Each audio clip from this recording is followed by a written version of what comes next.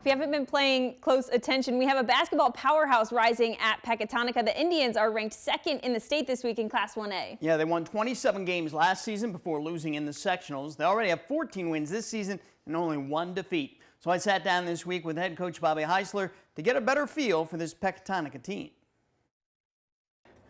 Well, Bobby, you guys are coming off 2 holiday tournaments. You squeezed in the Forreston tournament, then the Eastland tournament. You made the championship game in both events. And I know coaches are looking over the holidays to play a lot of games, to get better, to grow their teams.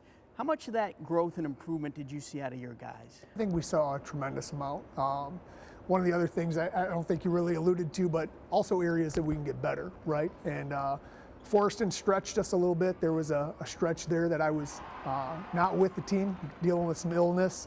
So it gave our leaders an opportunity to step up in that regard, put some coaches in some different roles, so really stretched us on that end. And then we got to play a really good Byron team in the championship, who ultimately beat us and showed some weaknesses and things that we had to improve, and especially on the defensive side. And I thought we followed that up in the Eastland tournament the following week, making those adjustments, and a credit to our kids for doing so.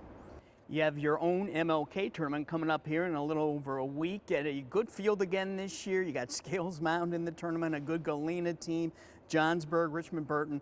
How pleased are you with the way this MLK tournament here at Pecatonica has taken off the last few years? And what do you think of the field this year?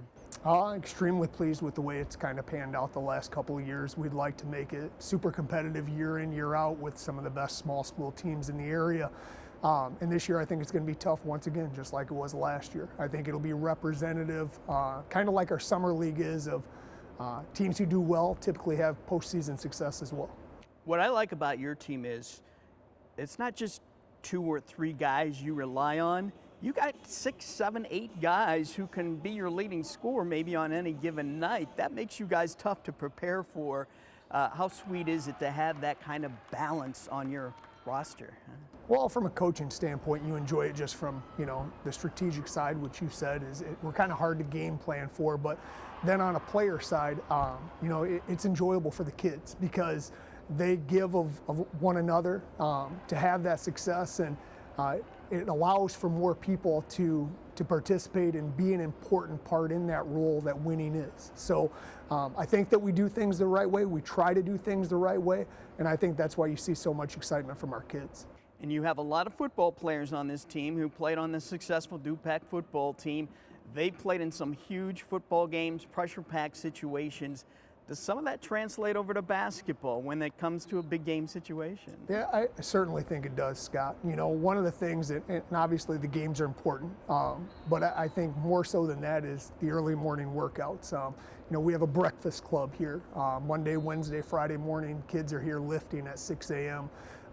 And we share a lot of kids, and we have a lot of similar beliefs and thoughts on that as coaching staffs, both football and basketball. And I think it lends itself to one another, and I think that's why you're seeing the success that you're seeing.